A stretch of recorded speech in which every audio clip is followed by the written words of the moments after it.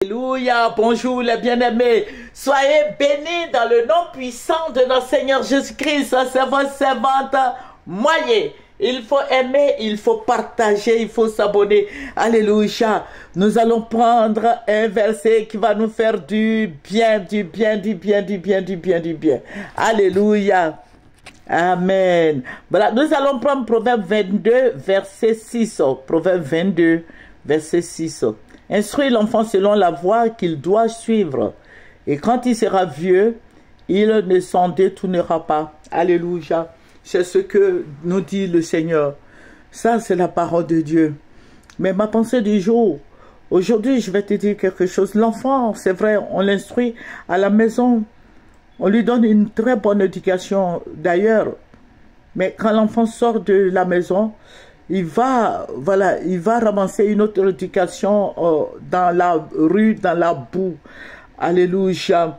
Voilà. Et ce qui a attiré mon attention, j'ai vu un article là, dans le journal qui dit qu'il y a un élève qui a frappé un professeur enceinte. Le professeur, la dame professeure là, elle est enceinte et puis l'élève l'a frappé. Voilà. Voilà. Ça là, je ne mets pas la faute sur les parents parce que chaque parent aspire au bonheur de son enfant. Nous éduquons bien nos enfants. Mais quand l'enfant sort de la maison, il a une autre éducation. Voilà, son comportement là, c'est qu'il a, il a avec ses camarades dans la foulée là, avec des amis. Je crois que c'est ça qui fait que l'enfant devient autre chose. Sinon, les parents éduquent bien leurs enfants. Alléluia. L'enfant, un petit garçon comme ça, bon, la fois dernière, vous avez vu, la semaine dernière, ils ont attrapé des jeunes qui étaient en train à engrais, ils étaient en train de se droguer. Voilà, tous ces jeunes-là. Les parents ne donnent pas la drogue à leurs enfants à la maison. Voilà, et les parents s'occupent bien de leurs enfants. Moi, c'est ce que je fais avec mes enfants. Mais il faut dire que chaque enfant a sa manière de diriger sa vie quand il devient grand, quand ils deviennent grands. Voilà. Donc, je vais dire aux parents de prier. Tout ça, c'est la prière. Il faut fléchir les genoux pour les enfants. Il faut les aider à grandir. Voilà. Parce qu'ils se disent, peut-être qu'ils se disent qu'ils sont compétitifs, mais je dis non. Voilà. Il faut les aider. Il faut les aider parce que ces enfants, nous les faisons. C'est vrai, nous donnons une éducation parfaite à nos enfants. Mais quand ils sont au dehors, il y a quelque chose d'autre qui se passe. Voilà. Donc, je vais dire aux enfants d'apprendre à respecter les enseignants, les professeurs qui leur donnent une éducation vraiment de base par rapport à leurs études. Aller frapper un enseignant, aller frapper, la dénaturer et elle est enceinte. Voilà, on ne peut pas s'élever comme ça pour frapper la maman de quelqu'un comme ça, non? Voilà, donc je vais dire au ministre Marietou, voilà, de voir ça aussi avec les élèves. Je demande au ministre ce qui s'est passé, je crois, pendant la fête de l'an, là, voilà.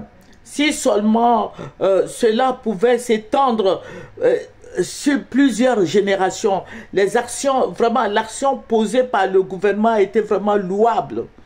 Voilà, donc je voudrais que le gouvernement essaie encore d'aller encore en profondeur. Tous les enfants qui se droguent à l'école, tout et tout, qui partent faire, comment ça s'appelle là, l'armée comme les autres l'ont fait là, pendant la fête des langues, ils étaient vraiment servis.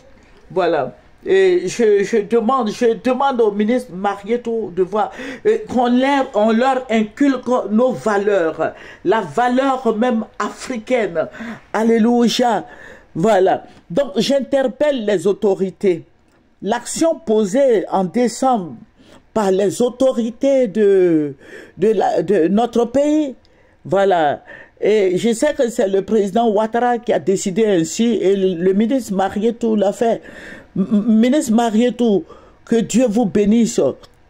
Que Dieu vous bénisse. Je crois qu'il faut étendre ça, l'acte que les enfants ont posé là, aller siffler dans les écoles pour que les élèves partent en congé de Noël.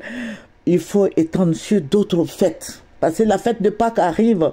Et les enfants, quand c'est comme ça, ils deviennent fous. Donc, il faut les frapper. Il faut les envoyer. Bon, frapper, c'est trop. Mais envoyez-les à Zamakro. Comme la fois dernière, ils l'ont fait. J'ai suivi. Et j'étais vraiment ravi. Ils étaient bien servis. Voilà. Ils ont été très, très, très, très bien servis. Voilà. Donc, cet élève-là qui a frappé cette dame-là, voilà, enceinte-là, ton professeur qui est enceinte, tu t'en vas la battre, tu t'en vas la frapper. Je crois qu'il doit passer à Zambakro. Et j'aime bien Zambakro parce que Zambakro, il y a les militaires là-bas. Ils vont apprendre à respecter les enseignants. Voilà, je crois qu'il faut voir le président Ouattara, qu'il y a, au lieu de se focaliser sur les 75 ans, 70 ans, tout cela. Nous, on est fatigué de tout ça, mais on veut que les enfants, la nouvelle génération soient éduqués.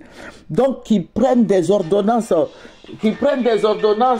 et que ces enfants-là, la personne qui porte main, un élève qui a porté main à un professeur, que cet élève-là soit puni. Il faut que ces élèves-là soient punis. Tous les élèves qui vont porter main aux enseignants soient punis. Il ne faudrait plus que ça soit... Non, il ne faudrait plus que ça soit comme ça.